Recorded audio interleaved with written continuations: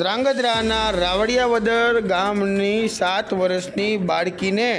ઉઠાવી લઈ જવાના પોસ્કોના કેસમાં આરોપીને 20 વર્ષની સજા અને દંડ ફટકારવામાં આવ્યો। ધ્રાંગધ્રાના સેશન કોર્ટ દ્વારા સજા ફટકારવામાં આવી। ધ્રાંગધ્રા એડિશનલ સેશન કોર્ટ દ્વારા ધ્રાંગધ્રાના રાવડિયાવદરમાં રમતી બાળકીને રિક્ષામાં ફરવાના બહાને લઈને શારીરિક અડપલા કરવાના કેસમાં પોસ્કો હેઠળ કેસ ચાલી જતા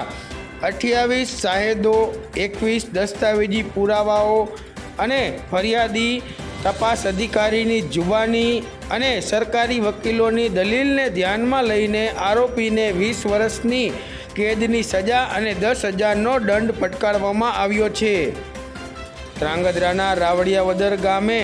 આવેલ બજારમાં રમતી બાળકીને રિક્ષામાં ફરવાના બહાને શારીરિક અડપલા કરવા અંગે આરોપી મુન્નાભાઈ તેજાભાઈ બારોટ વિરુદ્ધમાં 10 માસ પહેલાં ધ્રાંગધ્રા તાલુકા પોલીસ સ્ટેશનમાં ગુનો નોંધાયો હતો, જેમાં પોલીસ દ્વારા આરોપી મુન્નાભાઈ તેજાભાઈ બારોટને ઝડપી પાડવામાં આવ્યો હતો અને જેલ હવાલે કરેલ। ત્યારે આરોપીનો કેસ ધ્રાંગધ્રા સેશન કોર્ટમાં ચાલી જતા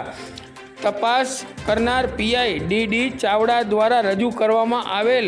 એફઆઈઆરની નકલ, તપાસના કાગળો, 28 શાહેદોની જુબાની, 21 દસ્તાવેજી પુરાવા,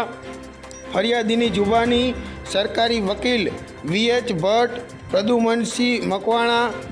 એમપી રાવલની દલીલ અને જુદા જુદા કેસના રજૂ કરેલ ચુકાદાઓને ધ્યાનમાં લઈને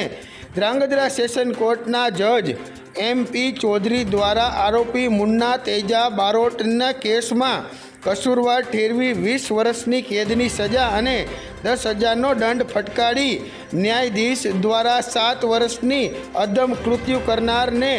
જેલ હવાલે કરવાનો આદેશ કરવામાં આવ્યો હતો।